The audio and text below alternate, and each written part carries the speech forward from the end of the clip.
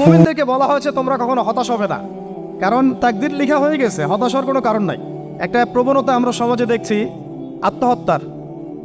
Young জেনারেশনকে আমরা নসিহত করব যে ভুলেও নিজের জীবনকে বিসর্জন দিতে যাবেন। আল্লাহ রাব্বুল আলামিন আপনাদেরকে সৃষ্টি করেছেন তার ইবাদত করার জন্য এবং তার জমিনে তার দিনটাকে প্রতিষ্ঠা করার জন্য। খেলায় খেলায় আপনার জীবনটা নষ্ট করবেন না, ঠিক আছে ভাই? আল্লাহ বোঝার তৌফিক দান করেন। তো কলম সৃষ্টি করার পরে কিয়ামত পর্যন্ত সব লেখা হয়ে গেছে। এখন আমাদের এই পৃথিবীতে তো মানুষ ছিল না, ছিল? এদিকে মনোযোগ দেন। এই পৃথিবীতে কি আগে মানুষ ছিল? এই পৃথিবীতে আগে কি ছিল তাহলে বলেন? হ্যাঁ, মাশাআল্লাহ। এই পৃথিবীতে আগে কি ছিল? এখন ওরা নাই? সবার সাথেই কিন্তু একটা করে আছে। কমপক্ষে কয়টা করে? সবার সাথে কমপক্ষে একটা করে। আর কোন কোন জায়গা আছে যেখানে জিনের বড় বড় আখড়া আছে। পৃথিবীতে যে জায়গাগুলো থেকে ইসলাম বিরোধী অপতৎপরতাগুলো চলে, ওখানে জিনের আখড়া বেশি। কথা বুঝতে পারছেন? তো জিন জাতিকে আল্লাহ পাক ধ্বংস করে দিয়েছেন তাদের পাপের কারণ, আল্লাহ দ্রোহিতার কারণে, অবাধ্যতার কারণে। এখন আল্লাহ রাব্বুল আলামিন ইরাদা করলেন পৃথিবীতে আমাদেরকে সৃষ্টি করবেন, মানে মানুষকে সৃষ্টি করবেন। আল্লাহ পাক তার সমস্ত ফেরেশতাদেরকে একত্রিত করলেন। ঘটনাটা কিন্তু খুব ইন্টারেস্টিং। আমি জানি এখানে ওলামায়ে কেরামও আছেন, তবে আমি সবার জন্য প্রযোজ্য হয় এমন কথা বলারই চেষ্টা করছি, কারণ অনেকে হয়তো এগুলো নাও জানতে পারে। তো আল্লাহ পাকের ভাষায় আমি যদি বলি, আল্লাহ রাব্বুল আলামিন বলছেন, বা'দা আউযু বিল্লাহি মিনাশ শাইতানির রাজীম, ওয়াইয ক্বালা রাব্বুকা লিল মালাইকা ইন্নী জাইলুন ফিল আরদি খলিফা। হে নবী মুহাম্মদ সাল্লাল্লাহু আলাইহি ওয়াসাল্লাম, তুমি স্মরণ করো সেই সময়ের কথা যখন আল্লাহ তোমার রব সমস্ত ফেরেশতাদেরকে ডেকে বলেছিলেন যে ইন্নী জাইলুন ফিল আরদি খলিফা, আমি জমিনে মানে পৃথিবীতে আমার খলিফা পাঠাতে চাই। কি পাঠাতে চাই? আরো জোরে বলেন। আল্লাহ পাক বলেননি পৃথিবীতে মানুষ পাঠাতে চাই, পৃথিবীতে নতুন কোনো মাখলুক পাঠাতে চাই। আমাদেরকে আল্লাহ পাক সম্মানের শব্দে সম্মানিত করেছেন, বিশেষায়িত করেছেন। আমাদেরকে বলেছেন আমরা আল্লাহর খলিফা, আমরা আল্লাহর খলিফা। এখন আমরা আল্লাহর খলিফা, কিন্তু পৃথিবীতে মানুষ খিলাফা শব্দ সহ্য করতে পারে। হ্যাঁ, কি অদ্ভুত না? এটা কোরআনের কি শেষের দিকে আছে না প্রথম দিকে আছে? সূরা বাকারার একদম শুরুর থেকে 3টা 4টা 5টা পৃষ্ঠা উল্টালে দেখবেন এই একটা আছে। কোরআন তাহলে শুরু থেকে কখনো খুলেও দেখেনি সে ব্যক্তি। প্রমাণ হলো এটা, সে খুলেও দেখে নাই, অথবা দেখলেও সে এড়িয়ে গেছে। আল্লাহ পাক আমাদেরকে বললেন যে পৃথিবীতে আমি আমার খলিফা পাঠাতে চাই। তাহলে আদম আলাইহিস সালামকে আল্লাহ পাক মুহাব্বতের শব্দে, সম্মানের শব্দে বিশেষায়িত করলেন কি বলে? সুবহানাল্লাহ, সুবহানাল্লাহ। আর খলিফা কাকে বলে এটা আমি আপনাদেরকে বোঝাচ্ছি একটা দোয়া থেকে। এই যে গাড়িতে করে আমরা বাসা থেকে আসলাম বা যখন কোনো সফরে যাই, আমরা একটা দোয়া পড়ি, সুবহানাল্লাযী সাখখারা লানা হাযা ওয়া মা কুন্না লাহু মুকরিনিন ওয়া ইন্না ইলা রাব্বিনা লামুনকালিবুন। এতটুকু তো পড়ি নাকি? বা এগুলো পড়তে হবে? বইমেলায় এসেছি শুধু লেকচার শোনার জন্য না, ছবি তোলার জন্য না। আজকে জীবনটা পরিবর্তন করার নিয়াত করে যাইতে হবে, ঠিক আছে ভাই? বই প্রকাশ করা, ছাপানো, বিক্রি করা, লেখা, এর চেয়ে বড় কথা আমার জীবনটা ইলমের আলোয় আলোকিত করা। আমি বই লিখলাম ধরেন একটা, আমার মধ্যে সেই আমল নাই, লাভ নাই। লাভ আছে? আমি বই ছাপাইছি 100, 200, 500, 1000, আমি নিজেই আমল করি না, হবে? আগে আমল জরুরি। ইলমের সাথে আমলটা খুব বেশি জরুরি। আলেম তাকেই বলা হয় যে ইলম অনুযায়ী আমল করে। তাহলে আল্লাহ পাক বলেন লিমা তাকুলুনা মা লা তাফআলুন, তোমরা এমন কথা কেন বলো যে আমল নিজেরাই করো না?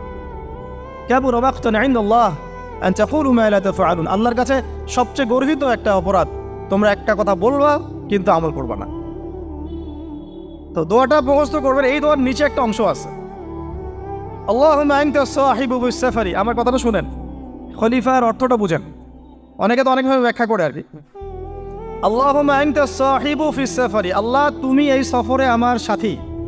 সফরে বের হওয়ার সময় দোয়া পড়ছি আমরা, আল্লাহুম্মা আনতা সাহিবু ফিস সাফারি, আল্লাহ তুমি এই সফরে আমার সাথী। ওয়াল খলিফাতু ফিল আহলি ওয়া মালি, আল্লাহ আমি তো বাসায় নাই, আমার বাসার আহাল মালের খলিফা হচ্ছে তুমি আল্লাহ। তাহলে খলিফা শব্দতে কি বুঝলেন?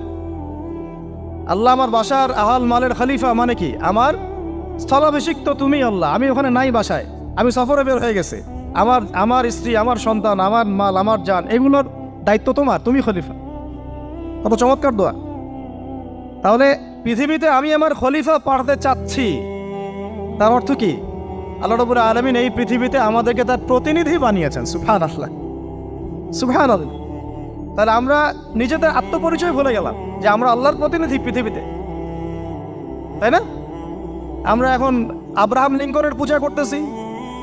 আব্রাহাম লিঙ্কনের পূজা তো বুঝেন না আপনারা, এটা হচ্ছে ওই যে সোকল ডেমোক্রেসির পূজার। আদতে প্রকৃত গণতন্ত্র বলে কিছু নাই এই বিশ্বের মধ্যে, যা আছে এগুলো তথাকথিত আর কি, স্লোগান জাস্ট, আর কিছু না। এটা যারা চর্চা করে তারাও জানে, আমাদের কাছে তারাই বলে। আদতে এই আপনার কমিউনিজমের কথা বলেন, এই লেনিন স্টেলিনারিজমের কথা বলেন, আপনি মুসলিনের কথা বলেন, চাইনিজ দর্শনের কথা বলেন, রাশিয়ান দর্শনের কথা বলেন, আর এই যে আরেকটা কি চলতেছে সেকুলারিজমের কথা বলেন, ন্যাশনালিজমের কথা বলেন, এগুলো একটা তাত্ত্বিক মতবাদ শুধুমাত্র। প্রকৃত মতবাদগুলো আপনি পাবেন বিশুদ্ধ যেগুলো কোরআন এবং হাদিসেই, এর বাইরে নাই। তা আমরা কিন্তু আল্লাহর খলিফা পরিচয় দিতে এখন দ্বিধাবোধ করতেছি। এই জমিনে আল্লাহ পাক আমাদেরকে তার খলিফা বানিয়ে পাঠিয়েছে। এখন খলিফা হলাম কিভাবে? কিসের গুণে খলিফা হলাম? প্রশ্নটা এটা। আমাদের কি 10টা হাত, 10টা পা, বেশি শক্তি ফেরেশতাদের চাইতে, যে আমরা খলিফা হলাম কিসের ভিত্তিতে? আর কিভাবে হলাম এটা শুনুন। আল্লাহ পাক বলছেন, ওয়াল্লামা আদামাল আসমাআ কুল্লাহা। আল্লাহ বলছেন আমি আদমকে এই মহাবিশ্বের যত নাম আছে, নাউন্স, ইসম, সব শিক্ষা দিয়েছি। সুবহানাল্লাহ। এই মহাবিশ্বের যত নাম, এখানে ইসম শব্দের অর্থ কিন্তু জ্ঞান। ইসম মানে কি? এখানে জ্ঞান। মহাবিশ্বের যে জ্ঞানগুলো আছে, এই জ্ঞানগুলো আল্লাহ পাক আমাদের আদি পিতাকে শিক্ষা দিয়েছেন। আমাদের আদি পিতাকে আল্লাহ নিজে শিক্ষা দিয়েছেন। সৃষ্টিগতভাবে আমরা জ্ঞানী ছিলাম না, আল্লাহ পাক আমাদেরকে জ্ঞান শিক্ষা দিয়েছেন। আমরা ফিলোসফির বইগুলো খুললে দেখবেন ওখানে বুদ্ধিবাদ নামে একটা মতবাদ আছে। মানে তারা বলে যে মানুষ সৃষ্টিগতভাবেই একজন বুদ্ধিদীপ্ত প্রাণী। এটা ভুল কনসেপ্ট। সৃষ্টিগতভাবে আমাদের মধ্যে জ্ঞান ছিল না, আল্লাহ পাক আমাদেরকে জ্ঞান শিক্ষা দিয়েছেন। কথা বুঝতে পারছেন? একটা মতবাদ তাদের আছে অভিজ্ঞতাবাদ, মানে মানুষ অভিজ্ঞতা থেকেই শিখে। আরেকটা আছে সমন্বয় মতবাদ, আপনারা তো এগুলো অনেকে পড়েছেন হয়তো। এর বাইরে যে একটা মতবাদ আছে যে আল্লাহর পক্ষ থেকে ওহী ভিত্তিক মানুষ জ্ঞান শিখে, এই মতবাদ কোনো দার্শনিকের বইয়ে স্থান পেল না। কি আফসোস, কি আফসোস। অথচ মুসলিম ঘরের দার্শনিক তারা। আমরাও পড়েছি ভাই, 4 বছর এই কারণে গেলেই। কি আফসোস, আল্লাহ পাকের ওহীর পক্ষ থেকে যে জ্ঞান আসতে পারে এইটা কনসেপ্টই নাই। অথচ এখানে কোরআনে আল্লাহ পাক বলছেন ওয়াল্লামা আদামাল আসমাআ কুল্লাহা, আমি আল্লাহ আদমকে সমস্ত নাম শিক্ষা দিয়েছি। সুবহানাল্লাহ। এরপরে এই যে জ্ঞান আদম আলাইহিস সালামকে আল্লাহ পাক শিক্ষা দিলেন, এর ফলশ্রুতিতেই আল্লাহ পাক বললেন যে ওয়াইয কুলনা লিল মালাইকা উসজুদু লি আদম, হে ফেরেশতারা তোমরা এখন আদমকে সিজদা করো। কি ফেরেশতাদেরকে দিয়ে আল্লাহ পাক আমাদের পিতাকে সিজদা করালেন কিসের মানদণ্ডে?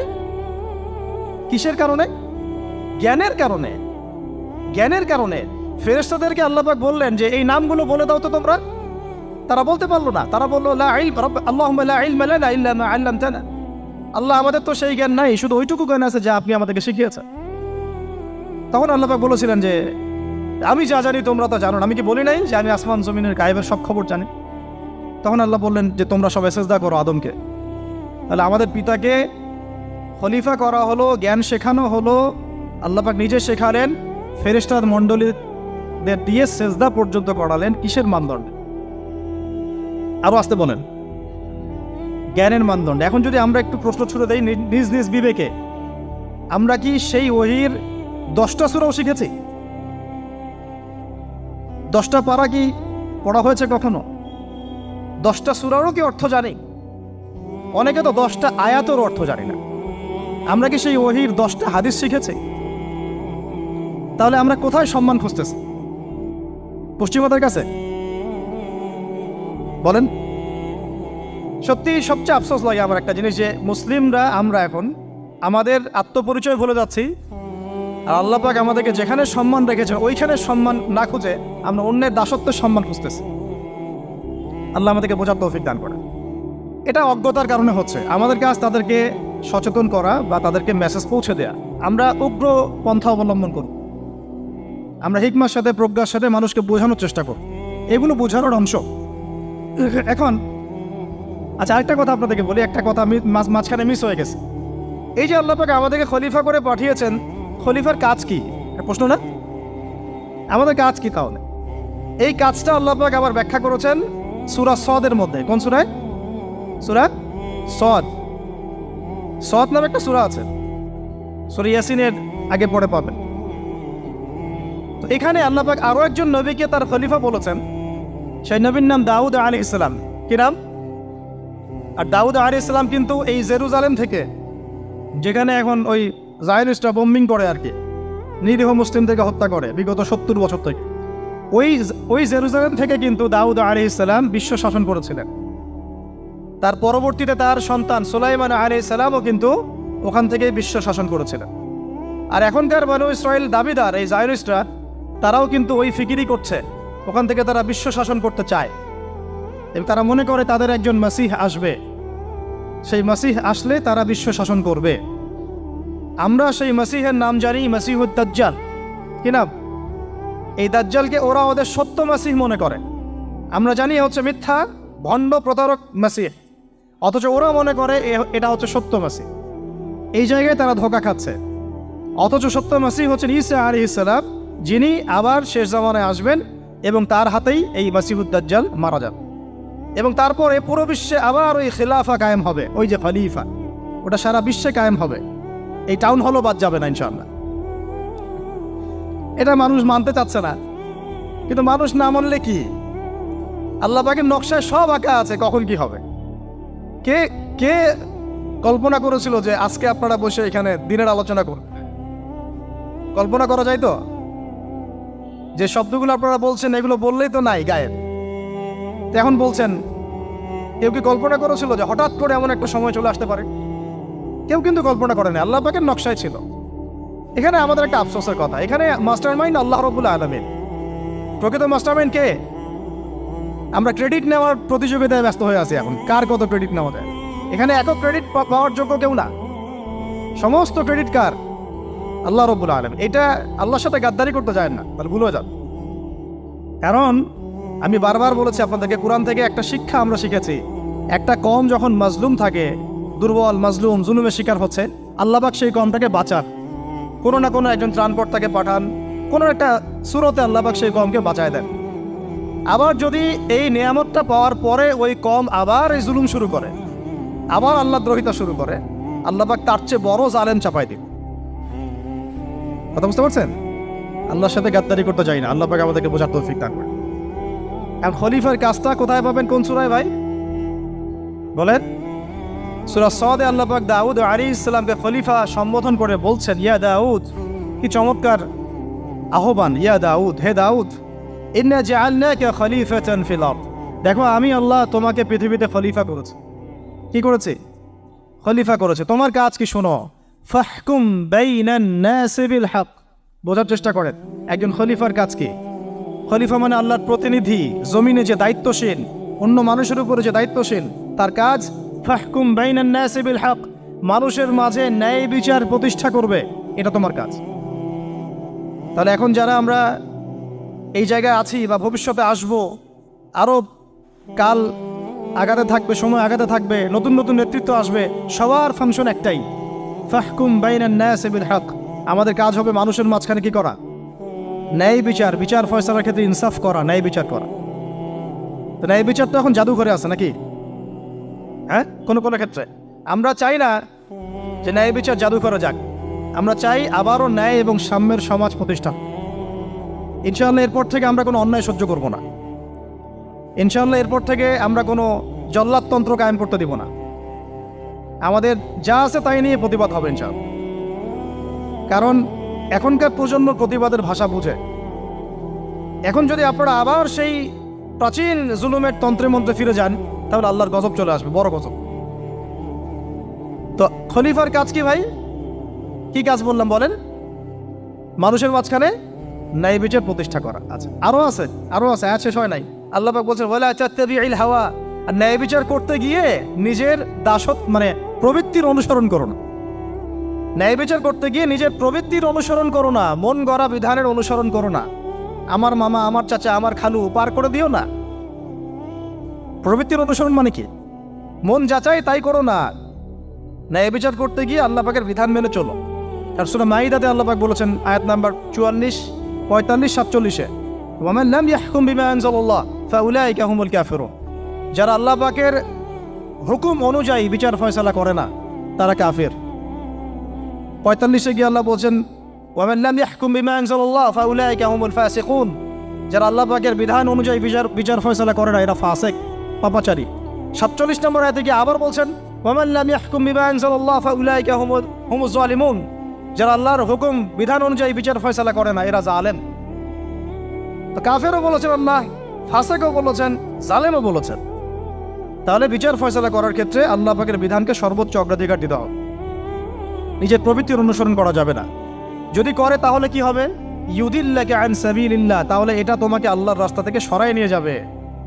এর ফলে কি হবে?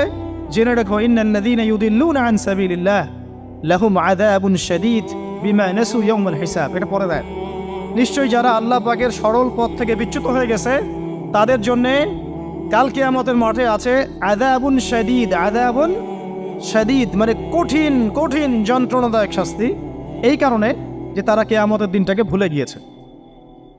শাদীদ এর অর্থটা কি এটা বোঝার জন্য আপনাকে সূরা হাদীদ পড়তে হবে। কোন সূরা? আসলে কোরআনের আয়াতগুলো হচ্ছে আকাশের তারার মতো। তারা দেখবেন আকাশের, তারা দেখাও সুন্নত। ইসলাম তো রসকসহীন ধর্ম না রে ভাই, সবকিছুই আছে এখানে। আসলে আমরা জানি না বলে আমরা মনে করি যে এখানে কোনো বিনোদনই নাই, তাই না? এই গান বাজনা না করলে কি হয়? মন শান্তি হয়? এরকম একটা ভাব। যদি আপনি কোরআনের ভিতর ঢুকে যান, আপনার হৃদয়ে এমন নূর আসবে, এমন তৃপ্তি আসবে যে ওগুলো আপনার শুনতে ইচ্ছা করবে না। আপনি কান বন্ধ করে ফেলবেন, নিজেই বলতেই হবে না। এখন কিছু নতুন ইসলামিস্ট আসছে, তারা এগুলোকে ইসলামের অন্তর্ভুক্ত বলে মনে করার দাবি করতেছে যে এগুলো তো নিষেধ নাই, এগুলো তো নিষেধ করা হয় নাই। কতটুকু জানেন ইসলাম সম্পর্কে আপনি? না জেনে কেন কথা বলেন? নবী সাল্লাল্লাহু আলাইহি ওয়াসাল্লাম রাস্তা দিয়ে হাঁটছেন, ওই সময় তো অনেক পূজা অর্চনা ইত্যাদি হতো মক্কায়। তো এখানে ঢাকঢোলের শব্দ আসছে। নবী সাল্লাল্লাহু আলাইহি ওয়াসাল্লাম নিজের 2 আঙ্গুল কানের মধ্যে ঢুকিয়ে দিলেন, দিয়ে পাশে একজন সাহাবী তাকে জিজ্ঞাসা করছেন হাঁটতে হাঁটতে হাঁটতে হাঁটতে, তুমি কি এখন আওয়াজ শুনতে পাচ্ছ? সাহাবী বলেন, না ইয়া রাসূলুল্লাহ, এখন আওয়াজ শুনতে পাচ্ছি না। তখন তিনি কান বের করলেন। এটা নবীর সুন্নত। আর আমরা নবীর সুন্নতকে উল্টাই দিচ্ছি কিভাবে দেখেন, আমাদের কানেই এখন ইয়ারফোন। উনি যেটা শুনে কান বন্ধ করতেন ওইটা আমরা কানে ঢুকায় রাখছি একবার। আল্লাহ আমাদেরকে বোঝার তৌফিক দান করেন। দেখেন, আমরা তো সবাই পাপী। আমার মনে হয় না আমরা কেউ নবী সাল্লাল্লাহু আলাইহি ওয়াসাল্লামের সুপারিশ ছাড়া পার পাবো, এমনটা মনে হয় না আমার। সবাই পাপী, আপনি আমি আমরা সবাই। তো যে নবীর সুপারিশ আমরা প্রত্যাশা করছি, সেই নবীর সুন্নতকে যদি এইভাবে অবজ্ঞা করতে থাকি তাহলে কি সুপারিশ পাবো ভাই? কি মনে হয় আপনাদের? অ্যাটলিস্ট সুন্নতকে তো সম্মান করতে হবে নাকি? আল্লাহ বোঝার তৌফিক দান করেন। আমি তাহলে যেটা বলছিলাম যে আল্লাহ পাকের বিধান অনুযায়ী বিচার ফয়সালা করতে হবে, এটা খলিফার কাজ।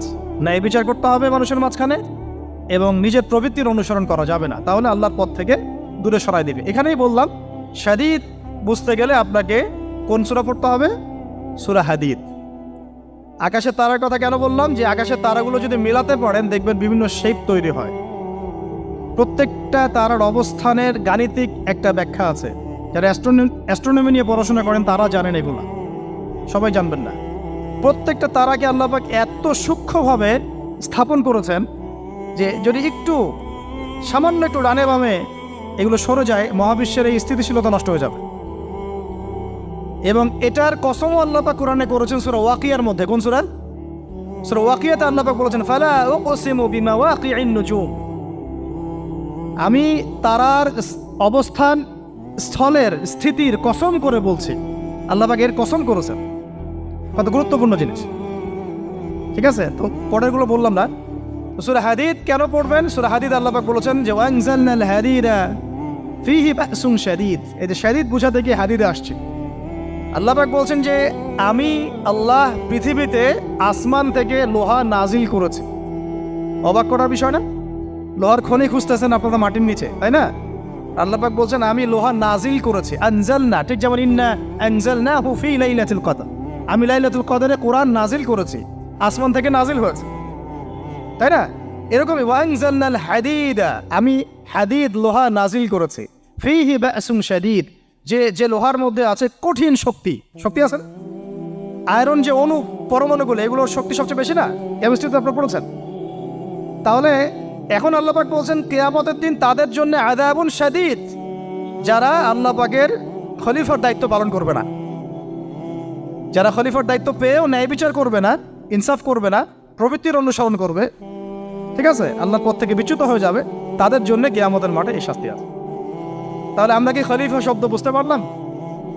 আমাদের পিতা যে খলিফা, এটা কি বুঝতে পারলাম? তাহলে এখন বলেন তো, প্রত্যেক নবী কি আল্লাহর খলিফা ছিলেন না? ছিলেন কি না? প্রত্যেক নবী কি আল্লাহর বিধান দিয়ে বিচার ফয়সালা করেন নাই? মানুষের মাঝখানে ইনসাফ করেন নাই? ন্যায় বিচার প্রতিষ্ঠা করেন নাই? এরপরে সাহাবায়ে কেরামের যুগে তারা কি ন্যায় বিচার প্রতিষ্ঠা করেন নাই? তাহলে হঠাৎ করে কি হলো বিশ্ববাসীর মধ্যে যে একেবারে কোরআন হাদিস এর মৌলিক বিষয়গুলো, এগুলো সব পাশ কাটিয়ে আমরা মানব রচিত বিধানগুলোর দিকে চলে গেলাম?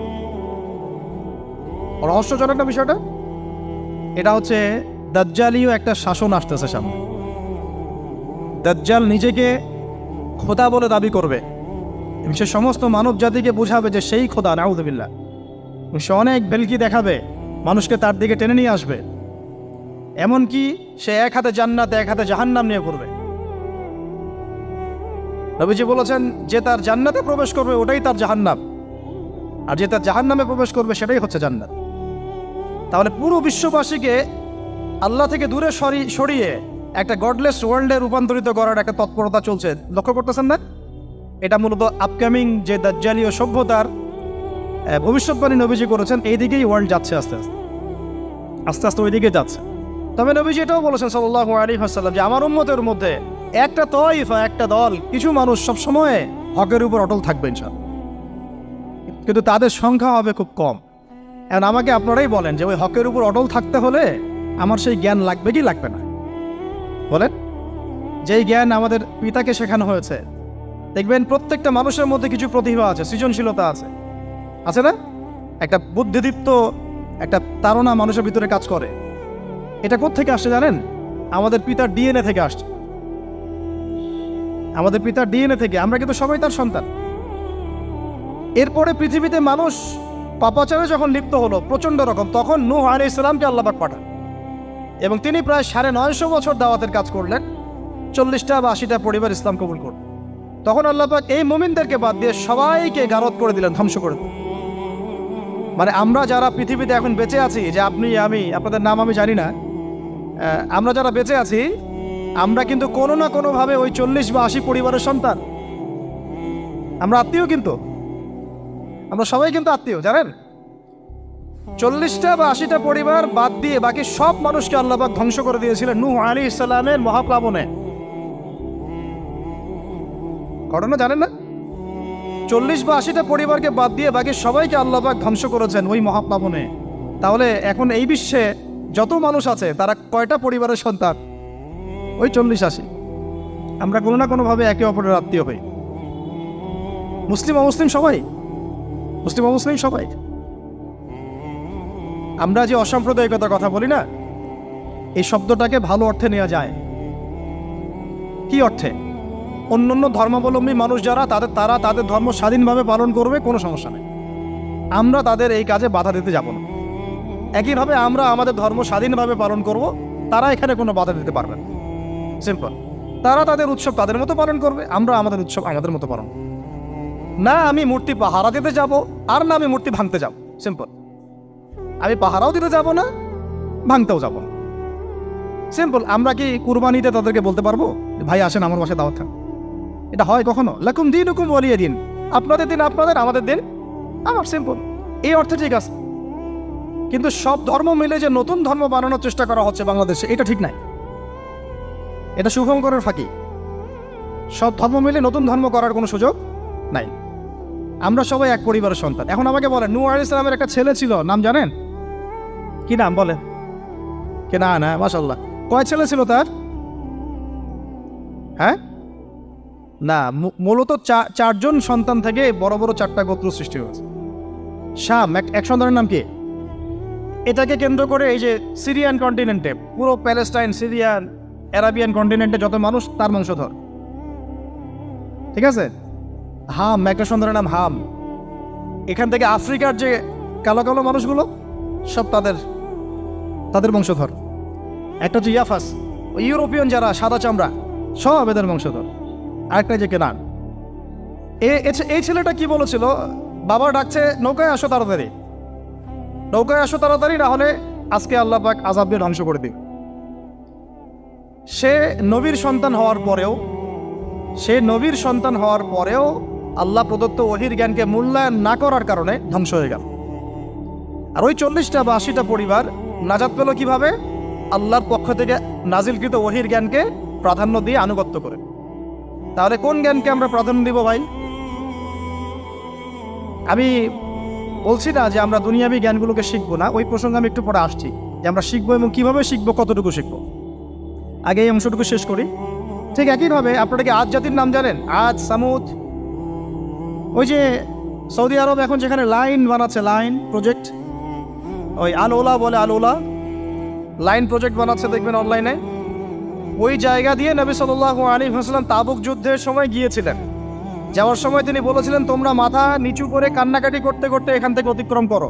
সাহাবীরা মাথার উপর কাপড় দিয়ে কান্নাকাটি করতে করতে জায়গাটা পার করেছেন, কারণ ওই জায়গায় সামুদ জাতি ছিল যাদেরকে ধ্বংস করা হয়েছে। ওটা হচ্ছে এখন পর্যটন স্পট। সুবহানাল্লাহ। তো আদ এবং সামুদ জাতিকে আল্লাহ পাক ধ্বংস করলেন, কিন্তু তাদেরকে করেন নাই যারা ওহীর জ্ঞানকে প্রাধান্য দিয়েছেন। ইব্রাহিম আলাইহিস সালাম কোন জ্ঞানের বদৌলতে আল্লাহকে চিনলেন? মানব রচিত জ্ঞান নাকি আল্লাহর পক্ষ থেকে নাজিলকৃত জ্ঞান? বলেন। মূসা আলাইহিস সালাম কোন জ্ঞানের বদৌলতে ফিরআউনের মতো এই যে কি বলবো প্রতাপশালী একজন শাসকের সামনে দাঁড়িয়ে বুক ফুলিয়ে ইসলামের দাওয়াত দিলেন? কোন জ্ঞানের আলোকে? ওহীর জ্ঞান। আর ওহীর জ্ঞান যখন নাজিল করা হয়েছে তখন তিনি দোয়াটা পড়ছিলেন, রব্বি ইশরাহ লি সাদরি ওয়া ইয়াসসির লি আমরি ওয়াহলুল উকদাতাম মিন লিসানি ইয়াফকাহু কওলি। প্রত্যেক নবী, ইউসুফ আলাইহিস সালাম কারাগারে 12 বছর থেকেছেন। কত বছর? 12 বছর। আমাদের অনেক ভাই এরকম 5 বছর, 7 বছর, 10 বছর, 12 বছর থেকেছে আছে। এমনও মানুষ আছে, এখন বলা যায় তাই বলে, যে ওই যে একটা শব্দ শুনেছেন আয়না ঘর, ওখানে দীর্ঘদিন ছিল, তারপরে নাই, কোথায় গেছে আল্লাহই ভালো জানে। ইউসুফ আলাইহিস সালামও এরকম কারাগারে ছিলেন। কত বছর? 12 বছর। কিন্তু আল্লাহ পাক তাকে এমন একটা জ্ঞান শিক্ষা দিয়েছিলেন, তিনি স্বপ্নের ব্যাখ্যা বলতে পারতেন, যে কোনো স্বপ্নে। রাজা স্বপ্ন দেখলেন যে 7টা গাভী, জীর্ণ শীর্ণ গাভী, মোটা তাজা গাভীকে খেয়ে ফেলছে, স্বপ্নের ব্যাখ্যা কেউ দিতে পারেন। কিন্তু ওই জেলখানায় 2জন ছাড়া পাওয়া মানুষ, ছাড়া পাইছে 2জন আর কি, 2জনের মধ্যে একজন বেঁচে আছে, একজন নাই। মানে 2জন বসে বসে ইউসুফ আলাইহিস সালামকে বলছিলেন যে আমরা একটা স্বপ্ন দেখলাম যে আমার মাথায় রুটি আছে, পাখি এসে রুটি খেয়ে ফেলছে। আর আমি স্বপ্ন দেখলাম যে আমি শরাব পান করাচ্ছি, ব্যাখ্যা কি ইউসুফ? তোমাকে সত্যবাদী বলে জানি। ইউসুফ আলাইহিস সালাম বললেন, তোমার মাথায় রুটি যেটা খেয়ে নিচ্ছে তার মানে তোমাকে শুলদণ্ড দেওয়া হবে, আর তুমি যে পানি পান করাচ্ছ তার মানে তুমি নাজাত পাবে, ছাড়া পাবে। হলেও তাই। আর যে নাজাত পাবে তাকে ইউসুফ আলাইহিস সালাম বলে দিলেন যে তুমি রাজদরবারে গিয়ে আমার কথা বলো, আমার কথা আলোচনা করো। তো সে ভুলে গিয়েছিল। পরে যখন এই স্বপ্নটা দেখলো বাদশা, তখন বাদশা সবাইকে ডাকলো, ডেকে বললো যে এই গাভীর স্বপ্নের ব্যাখ্যা কি? তখন এই ব্যক্তির মনে পড়ছে, আরে ইউসুফ তো ব্যাখ্যা দিতে পারে। সে গিয়ে ইউসুফ আলাইহিস সালামকে ডেকে নিয়ে আসতেছে যে এই রাজা স্বপ্ন দেখছে, ব্যাখ্যা কি? স্বপ্ন কিন্তু আপনার কাছে শুনে একটা স্বাভাবিক মনে হচ্ছে, আরে গাভীর আবার স্বপ্নের কি ব্যাখ্যা? তখন ইউসুফ আলাইহিস সালাম ব্যাখ্যা দিলেন যে 7 বছর ফসল ফলবে আপনাদের এলাকায়, তারপরের 7 বছর হবে দুর্ভিক্ষের সময়। কিসের সাথে কিসের ব্যাখ্যা? এই জ্ঞান কে শিখালেন তাকে? এই ইন্টারপ্রিটেশনের জ্ঞান কে শিখালেন? তাহলে জ্ঞানের মূল উৎস কে? আমার কথা বলার উদ্দেশ্য কি বুঝতে পারছেন? যত জ্ঞান তার মূল উৎস কে? স্বপ্ন একটা জ্ঞান, যদি সেটা সত্য হয়। আর জেনে রাখবেন, কিয়ামতের আগে আগে মুমিনদের স্বপ্ন বেশি বেশি সত্য হবে। ঠিক আছে? মূসা আলাইহিস সালামকেও সেই আল্লাহই জ্ঞান শিক্ষা দিলেন। ঈসা আলাইহিস সালাম এই কুষ্ঠরোগীর গায়ে হাত বুলালে ভালো হয়ে যায়।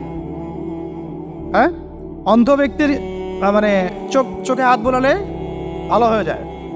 এমনকি মৃত ব্যক্তিকে তিনি বলছেন কুম বিইজনিল্লাহ, আল্লাহর হুকুমে দাঁড়িয়ে যাও, দাঁড়িয়ে গেল। এই জ্ঞান কে দিয়েছেন তাকে? দাউদ এবং সুলাইমান আলাইহিস সালাম এই যে পশু পাখির ভাষা বুঝেন, সুলাইমান আলাইহিস সালাম পিঁপড়ার ভাষাও বুঝেন। আপনাদের সায়েন্স কি পিঁপড়ার ভাষা বুঝে? হ্যাঁ, আমরা তো এখন সায়েন্সকে সব কিছুর মানদণ্ড মনে করি, তাই না? সায়েন্স যদি বলে হ্যাঁ তাহলে হ্যাঁ, না বললে না। মানে এমন একটা ভাব, দেখেন সায়েন্সকে আমরা ইলাহ বানাইছি, ইলাহ, উপাস্য। সায়েন্স যদি বলে যে পৃথিবী থেকে অমুক অমুক কোটি কোটি আলোকবর্ষ দূরে একটা গ্রহের সন্ধান পাওয়া গেছে, নাম দিল ধরেন যে আলফা এক্স ওয়াই জেড কিছু একটা, ওখানে হুড়পড়ি আছে, হ্যাঁ ওখানে দুধের সাগর আছে, মধুর সাগর আছে, তো মানুষ তখন বিশ্বাস করা শুরু করবে হ্যাঁ হ্যাঁ তাই তো, তাই থাকতেই পারে। নাসা বলেছে না হয়ে পারে, নাসা মন্তব্য করেছে না হয়ে পারে। ওরকম যদি বলে অনেক দূরে একটা আগুনের একটা বিশাল ইয়া পাওয়া গেছে, গ্রহ পাওয়া গেছে, ওখানে আযাব দেওয়া হয়, শাস্তি দেওয়া হয়, ওখানে অন্য মাখলুক আছে, ওদের ভাষায় এলিয়েন আর কি, মানুষ বিশ্বাস করে। কিন্তু আল্লাহ পাক কোরআনে বলছেন যে সুলাইমান আলাইহিস সালাম পিঁপড়ার ভাষাও বুঝতেন, ওই কথা বিশ্বাস করতে চাচ্ছে না। সুলাইমান আলাইহিস সালাম বাতাসে ফ্লাই করতে পারতেন, এটা বুঝতে পারতেছে না, বিশ্বাস করে না। তাহলে ওই প্রযুক্তি না থাকলে এয়ারক্রাফট কিভাবে আবিষ্কার করলেন? যে প্রযুক্তিগুলো পৃথিবীতে চলে গেছে ইতিমধ্যে, ওগুলো ভবিষ্যতেও আসতে পারে। যেমন একটা প্রযুক্তির কথা বলি, সুলাইমান আলাইহিস সালাম বসে আছেন, একজনকে বললেন না সাবার রানী বিলকিসের সিংহাসন কে নিয়ে আসতে পারবে? একজন বললো যে আপনি উঠে দাঁড়াইতে যতক্ষণ সময় লাগে এর মধ্যে নিয়ে আসুন। উনি বললেন যে হবে না, এটাতে হবে না, তুমি স্লো, তুমি 3G 4G না, এত স্লো স্পিডে আমার হবে না।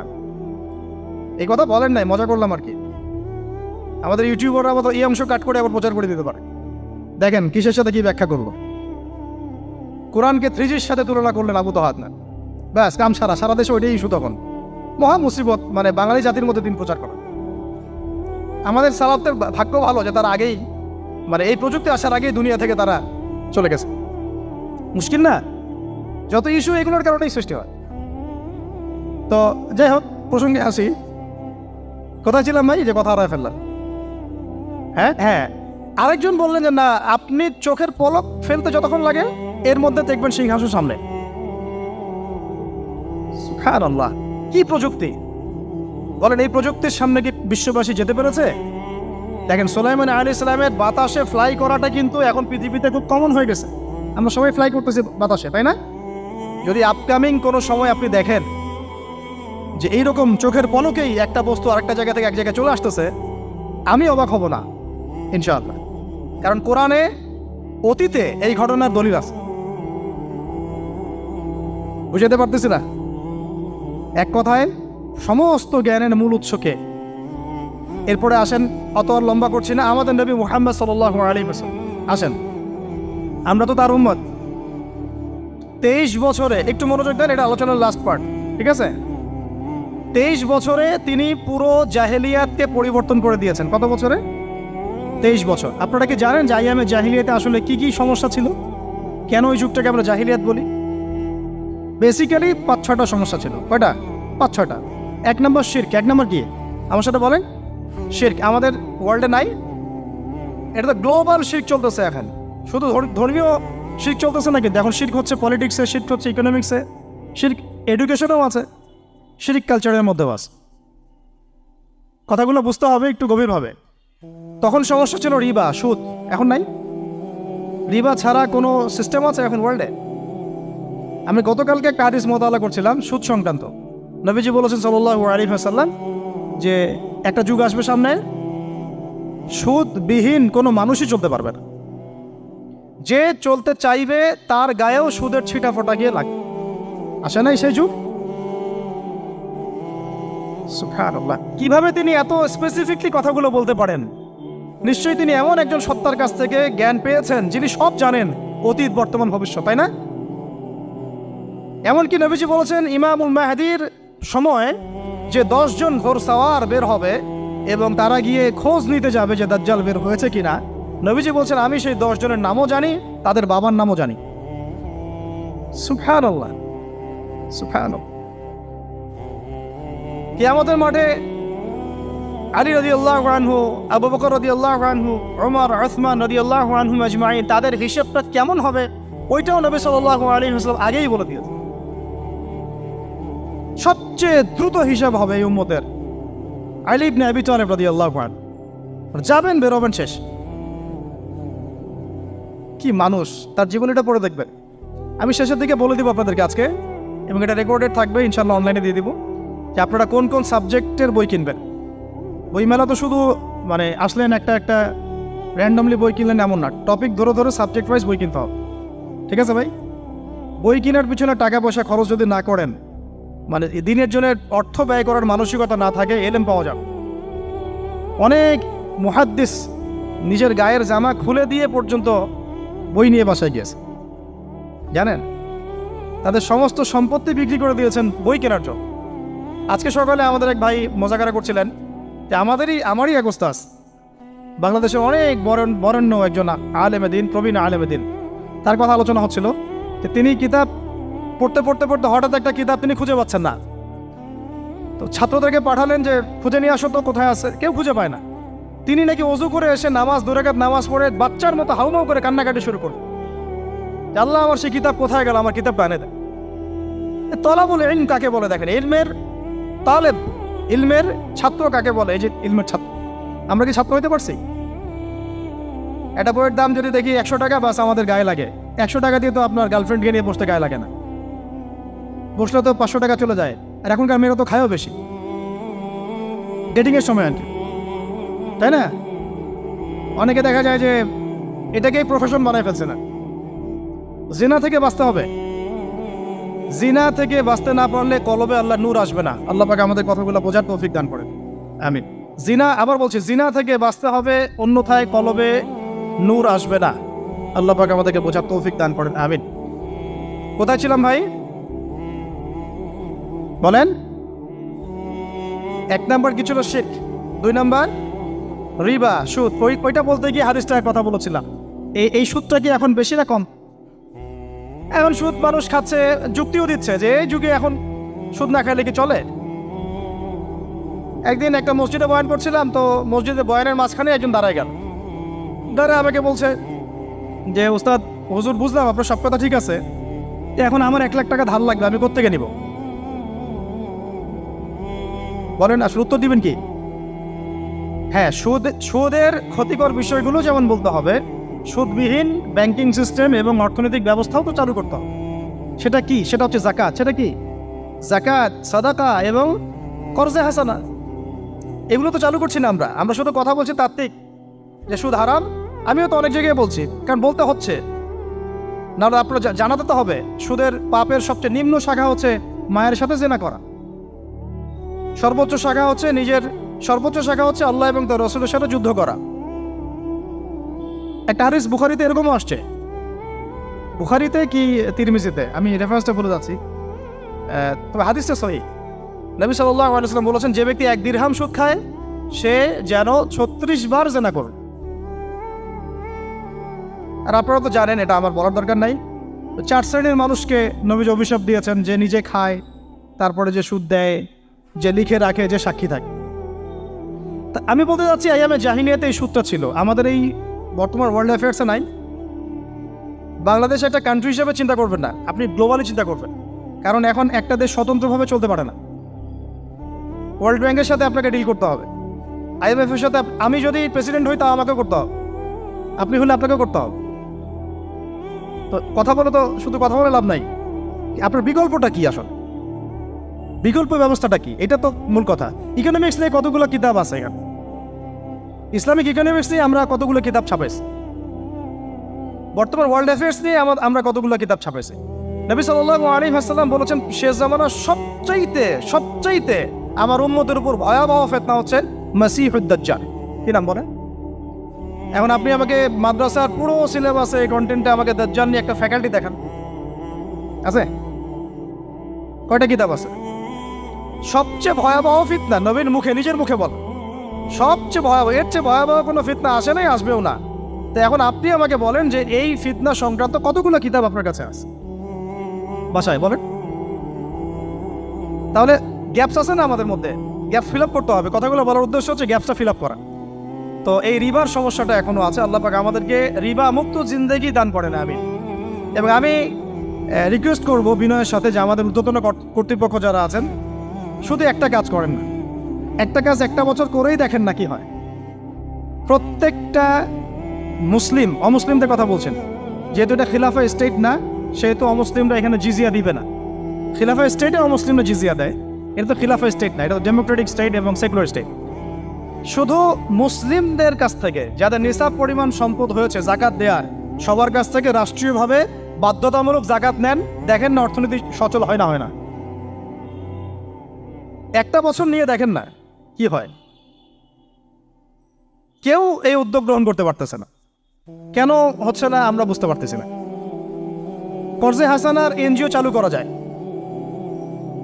আমরা অনেক সংগঠন করছি, সোশ্যাল, অরাজনৈতিক ইত্যাদি রাজনৈতিক। আমরা ইকোনমিক এনজিও খুব একটা করতে পারছি, কিন্তু এই জায়গাগুলো দখল করে ফেলছে। দেখেন কারা কারা, নাম বলতে যাচ্ছি না। এবং যারা যারা দখল করছে তারা কিন্তু এখন রাষ্ট্রের অনেক বড় বড় জায়গা হস্তক্ষেপ করতেছে। ইভেন ট্রান্সজেন্ডারের মতো ইস্যু কিন্তু তারা ঢুকাই দিচ্ছে, ঢুকায় না। উত্তরবঙ্গ জুড়ে, পুরো উত্তরবঙ্গ ঘুরে আসেন, দেখেন কাদের তৎপরতা বেশি। নীলফামারীতে সফর করে দেখলাম যে ওখানে একটা গ্রামের মধ্যে 24টা এনজিও কাজ করতেছে, শুধুই সব। তারপরে মানুষ তামাক চাষ করে খাচ্ছে। একটা দল দাবি করতেছে নবী সাল্লাল্লাহু আলাইহি ওয়াসাল্লাম ছাড়াও আরও নাকি নবী আসতে পারে, নাউযুবিল্লাহ। এবং ওই যে মির্জা গোলাম আহমেদও তাদের অন্তর্ভুক্ত। মানুষ ওই দলের নাম লেখাচ্ছে চাকরির জন্য, ব্যবসা করতেছে তারা দেশের মধ্যে। আরে ভাই, শুধুমাত্র তাত্ত্বিক কথাবার্তা না, আসলে আমাদের সংগ্রামটা কিন্তু বহুমুখী। শুধু ইলম অর্জন তো একটা বেসিক জিনিস, এই বেসিকটাই এখনো হচ্ছে না আমাদের। ইলম অর্জনটা বেসিক জিনিস, এটাই হচ্ছে না। এরপরে আপনার অর্থনীতি সমৃদ্ধ করা, সংস্কার করা, সমাজ সংস্কার করা, রাজনৈতিক অঙ্গনগুলোর মধ্যে যে অরাজকতা, এগুলোকে সংস্কার করা, কত কাজ আমাদের। কিন্তু আমরা কিন্তু একটা জায়গাতেও স্থির নাই। ইভেন একটা মাসালাতেও আমরা এক জায়গায় আসতে পারতেছি না, ঐক্যবদ্ধ হতে পারতেছি না। আমরা খুবই ব্যাকডেটেড চিন্তা করতেছি এই জায়গাতে। অথচ আমাদের উচিত ছিল এই প্রবলেমগুলোকে আরও 30-40 বছর আগেই সলভ করা। তাহলে এখন হয়তো আপনি ভালো কিছু পেতেন। আমাকে একটা প্রতিষ্ঠান দেখান যেখানে নুরানি থেকে নিয়ে, মানে নুরানি থেকে দাওরা বা ক্লাস নার্সারি থেকে মাস্টার্স, এরকম সিলসিলায় ইসলামিক শিক্ষা এবং জেনারেল শিক্ষাকে একত্রিত করে একটা সিলেবাস মেনটেন করে পড়ানো হচ্ছে। আমাকে কয়েকটা প্রতিষ্ঠানের নাম বলেন, আমি ওখানে আমার মেয়েকে ভর্তি করাবো। আমাকে দেন, রেডিমেড দেন, আমার ছেলেকে ভর্তি করাবো। আমরা ফিকির করতেছি না। এটা হওয়া উচিত ছিল বিগত 30 বছর আগেই। আমি আপনাদেরকে বলি যে প্রকাশনা সংস্থার ভাইরা আছেন অনেকে এখানে। ধরেন আমাদের রংপুরের কোনো ভাই আপনাদেরকে পুরো 1 বিঘা জমি দিল, বা ধরেন 5 বিঘা জমি দিয়ে দিল, ঠিক আছে? আর আমরা সবাই মিলে দেশবাসীর কাছ থেকে টাকা কালেক্ট করে একটা কনস্ট্রাকশন দাঁড় করে, প্রতিষ্ঠান দাঁড় করালাম। একেবারে অনার্স, মানে নুরানি থেকে নিয়ে, মানে প্লে গ্রুপ থেকে নিয়ে মাস্টার্স, এরকম ফ্যাকাল্টি আর করলাম। এখন ভাই আপনারা যারা বই প্রকাশ করতেছেন, আমাকে কি আপনারা বই দিতে পারবেন? প্রত্যেকটা ক্লাসে আমি কোন কোন বই পড়াবো পারবেন? আমাকে কি সিলেবাস দিতে পারবেন? কথা বলেন। প্লে গ্রুপে কোন কোন বই পড়াবো আমাকে দেন। নার্সারিতে দেন, STD 1-এ দেন, 2-তে দেন, 3-তে দেন, 5-এ দেন। এভাবে আপনি আমাকে ক্লাস 10 পর্যন্ত দেন। তারপরে কি আপনি আমাকে অনার্স, মাস্টার্স, এই ফ্যাকাল্টিগুলো আলাদা আলাদা, এগুলো কি ইউনিভার্সিটি আদলে আপনি কি আমাকে সাজা দিতে পারবেন? আমরা জায়গা দিব, টাকা দিব, প্রতিষ্ঠান করে দিব। প্রকাশনা সংস্থা থেকে কি আমরা এতটুকু পেতে পারি? তাহলে কাজের ক্ষেত্র আসলে কোনগুলা? আজকে আদনান ভাইয়ের একটা বই নিয়ে পড়তেছেন, কালকে অমুক ওস্তাদের একটা বই নিয়ে পড়তেছেন, আজকে এইটা, কালকে সেইটা। কনস্ট্রাকটিভ পড়াশোনাটা কোথায়? ধরেন এই যে আমাদের এক ভাই, পরিচিত ভাই, ওই ভাই যদি বলে যে আমি ভাই একসময় দিনের পথে ছিলাম না, এখন ইসলামের পথে আসছি, তো আমি এখন আলেম হইতে চাই। কি হইতে চাই? আলেম হইতে চাই, কিন্তু আমার মাদ্রাসায় পড়ার কোনো সুব্যবস্থা নাই। আচ্ছা, এখন কি তাকে আমরা 5 বছর বা 10 বছরের মধ্যে আলেমের সমপর্যায়ে নিয়ে যেতে কি পারবো? সেই সিলেবাস কি আমার কাছে আছে? বলেন। অথচ বিশ্বাস করেন, আরবি ভাষা না জানলে কেউ কোরআন জানতে পারবেই না।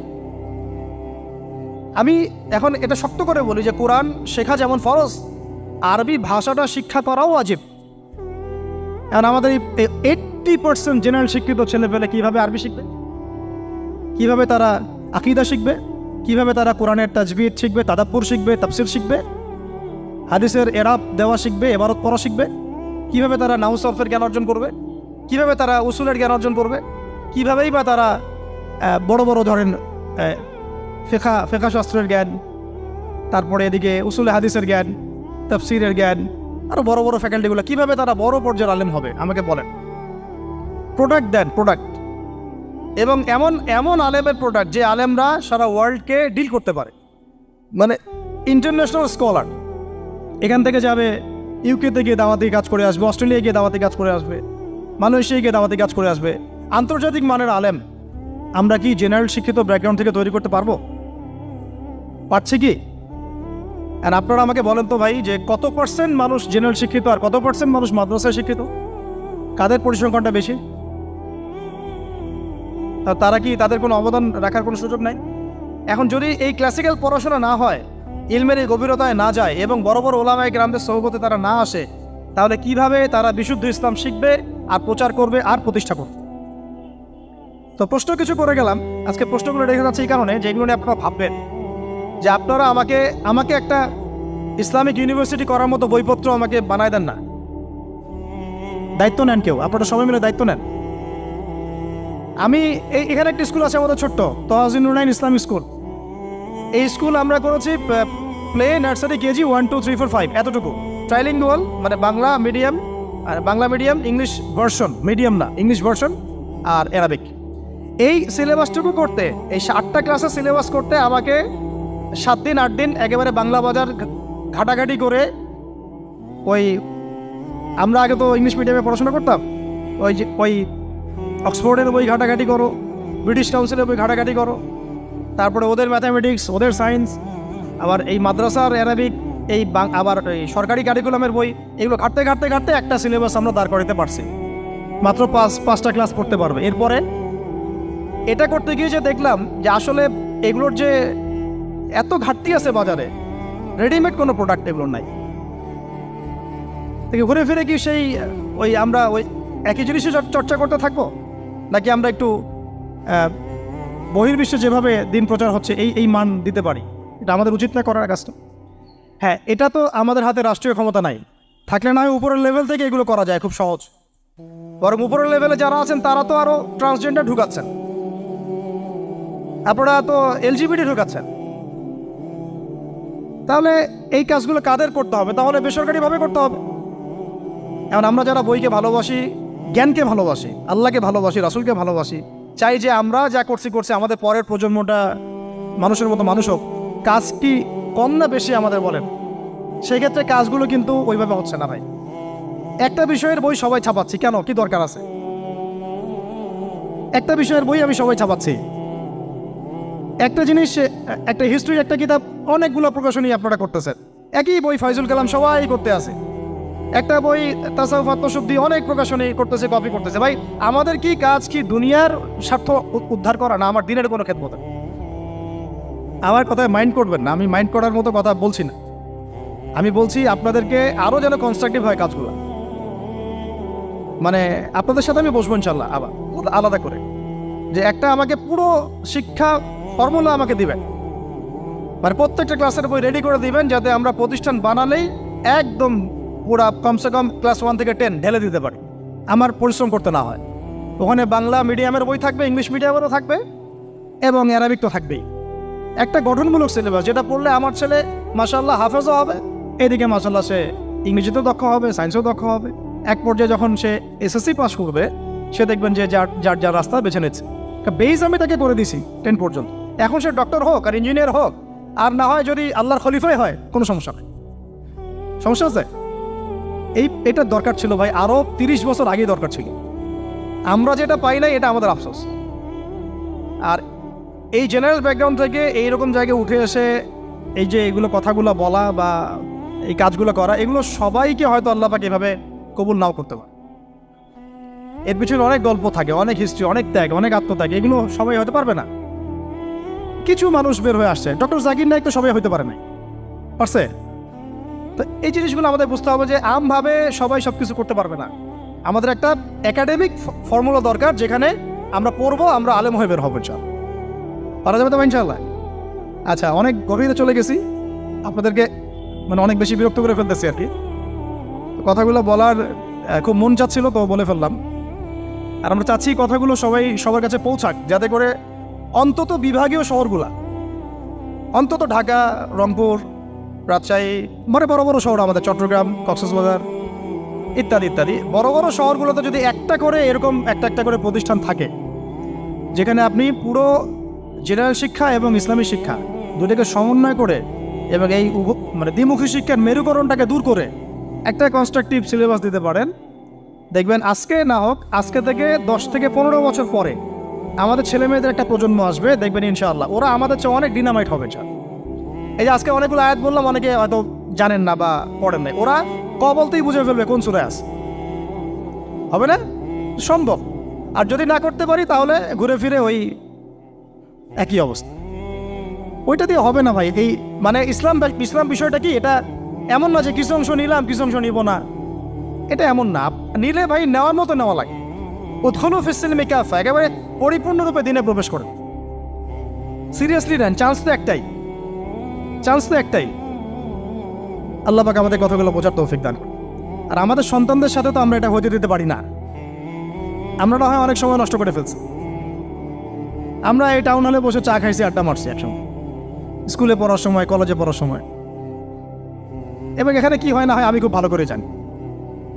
এবং আমারও সময় এমন কিছু হতো না যেটা এখন হোমোসেক্সুয়ালিটি, এখন এখানে হোমোসেক্সুয়ালিটি হয়। তাহলে বলেন এগুলো আমাদের জিম্মেদারি না? আচ্ছা, রংপুরে, অন্তত রংপুরের শহরে এইরকম উদ্যোগ নিতে পারবেন কারা কারা? হাত তুলেন দেয়। আমি যে কথাগুলো বললাম, কার কার সাহস আছে? এগুলো তাত্ত্বিক কথা বলে চলে গেলে কাজ হবে না। বইমেলা একবার হয়েছে, এরপরের বইমেলা না হয় আপনাদের প্রতিষ্ঠানের ক্যাম্পাসে করবেন, সমস্যা কি? রংপুরে অন্তত পক্ষে এরকম একটা ক্যাম্পাস গড়ে তোলেন। যার যা আছে তাই নিয়ে নামেন। কারো অর্থ থাকলে, কারো জমি থাকলে, কারো বুদ্ধি থাকলে, কারো প্রকাশনা সংস্থা থাকলে, কারো টিচার প্যানেল থাকলে আসেন, রংপুরে একটা কিছু করে দেখাই। আর সবাই যদি তাকায় থাকি একজনের দিকে যে আদনান ভাই করবে, অমুক ভাই করবে, তমুক ভাই করবে, তারা তো হলো না। কারণ আমরা তো কারো উপর নবী হয়ে আসি নাই।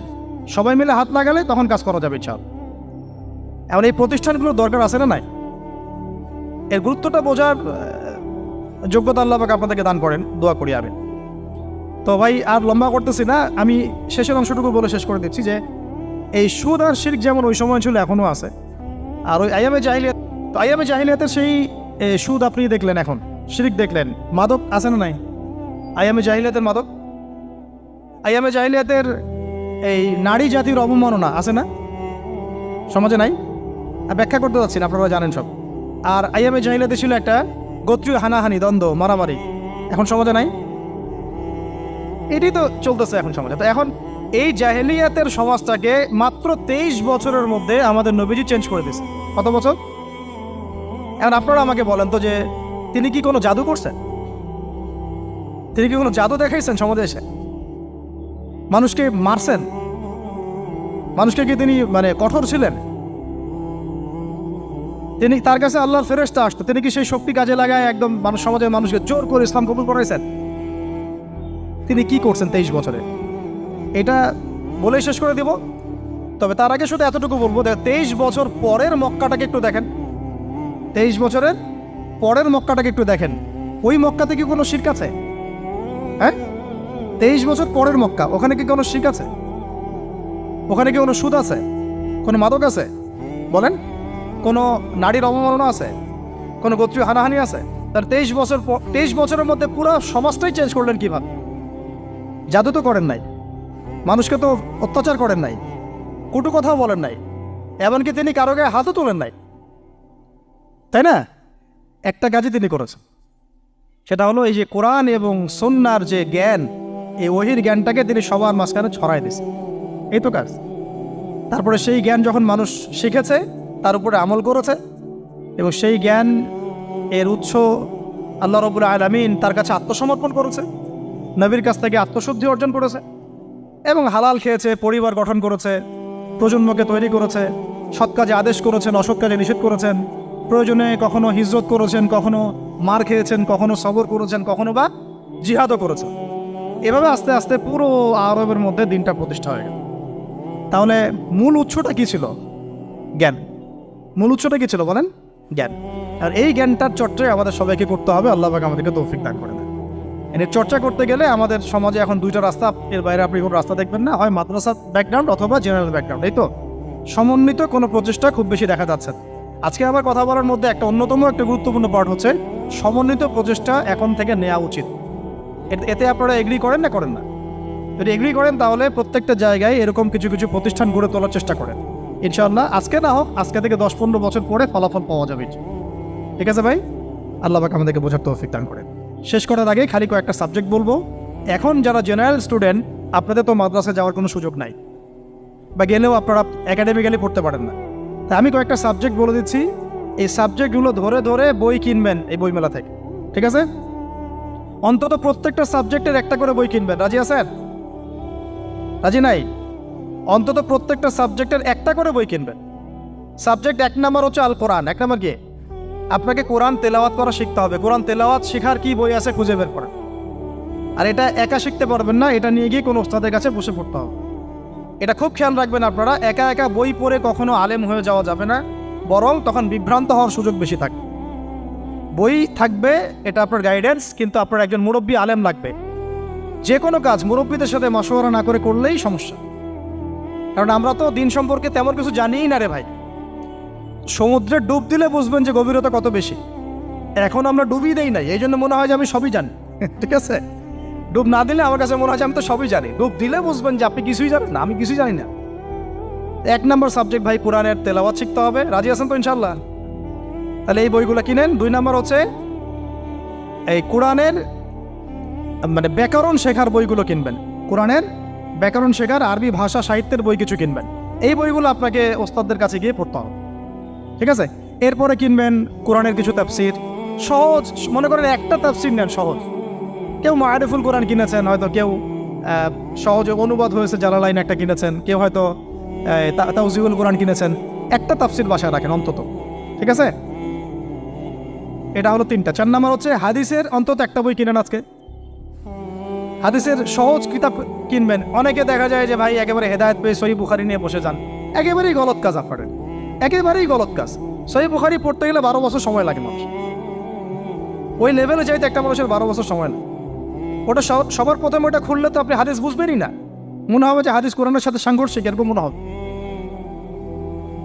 সহজ থেকে 1 লাফে কি আমরা ক্লাস 10-এ যাই? আগে তো ক্লাস 1-এ ভর্তি হয়েছেন, তাহলে হাদিসের শাস্ত্রে আসছেন, আগে বুখারী ধরতে গেলেন কেন? সবার আগে আপনি মৌলিক কিছু হাদিসে আরবাইন কিনেন, ফয়জুল কালাম কিনেন, আস্তে আস্তে আপনি বুলুগুল মারামে যান, রিয়াদুস সালিহিনে যান, মিশকাতে যান, আস্তে আস্তে আপনি তিরমিজি নাসাই করতে করতে সহিহ বুখারীতে যাবেন, সমস্যা নাই। ঠিক আছে? হাদিস আরেকটা বললাম, কটা হলো? 4টা-5টা। হ্যাঁ, আগে বল কি? কোরআন, আরবি ভাষা সাহিত্য, তারপরে তাফসীর আর হাদিস। 4টা বলেছে। 5 নম্বর হচ্ছে সিরাত। 5 নম্বর কি? নবীর জীবনী যে পড়ে নাই সে নবীকে চিনে না। নবীর জীবনী না পড়লে না কোরআন বুঝতে পারবে না আর হাদিস বুঝতে পারবে। তো নবীর জীবনের অন্তত একটা বই কিনে যান এখান থেকে, অন্তত একটা। 60টা কি 70টা নবীর জীবনী আছে এই বইমেলাগুলোতে, খুলে দেখেন। আমার কাছে সবগুলোই আছে। এই চট্টগ্রামে ভাইরা যখন ছিলেন লালখানে কয়দিন আগে, আমি ভাইদের কাছ থেকে বই কিনেছি, নিজে কিনেছি প্রায় 70,000 টাকা একদিনেই। আর ওনারা আমাকে হাদিয়া দিয়েছেন মনে হয় আরো 30,000 টাকার হবে। তো এক পুরো বই ব্যাগ গাড়ি ভর্তি। তো প্রায় 60, আমি গুনে দেখলাম যে প্রায় 50 থেকে 60টা সিরাতের কিতাব আছে বাজারে। একটা তো কিনেন, অন্তত একটা সিরাতের কিতাব তো অন্তত কিনেন। তারপরে ইসলামের ইতিহাসের বই কিনেন। 6 নম্বর ইসলামের ইতিহাসের বই কিনেন। 7 নম্বর ইতিহাস না জানলে কিন্তু আমরা শেকড় চিনতে পারবো না। 7 নম্বর হচ্ছে এই 4 খলিফার জীবনী, সাহাবীদের জীবনী, তাবেঈদের জীবনী, ইমামদের জীবনী, এগুলো কিনেন। 8 নম্বর হচ্ছে ইসলামী অর্থনীতির কিছু বই কিনেন, ইসলামী অর্থনীতির। 9 নম্বর হচ্ছে এই ইসলামিক জিওপলিটিক্সের কিছু বই কিনেন। এই বইগুলো কিছুটা কম, আমি এটা ভাইদেরকে বলবো যে এগুলো ছাপানোর চেষ্টা করেন বেশি বেশি। আর 10 নম্বর হচ্ছে ইসলামী ফিকহের যে মাসলা মাসাইলগুলো জানার জন্য কিছু বই আছে, এইগুলো। এই 10টা সাবজেক্টের বই একটা একটা করে কিনে বাসায় চলে। আর একটা নসিহত করবো, বরেণ্য আলেমদের বই পড়বেন। মানে আমি একটা বই ধরেন কালকে বের করে ফেললাম, ভাই আবু তো আদনান ভাই লিখছে বলেই যে আপনাকে ওটা কিনতে হবে জরুরি না, এটা জরুরি না। সবার আগে আপনি বড় বরেণ্য আলেমদের বইগুলো আগে পড়বেন। তারপরে আপনার একটা মেজাজ এমনি তৈরি হয়ে যাবে যে কোনটা হক আর কোনটা বাতিল এটা আপনি নিজেই বুঝতে পারবেন তখন।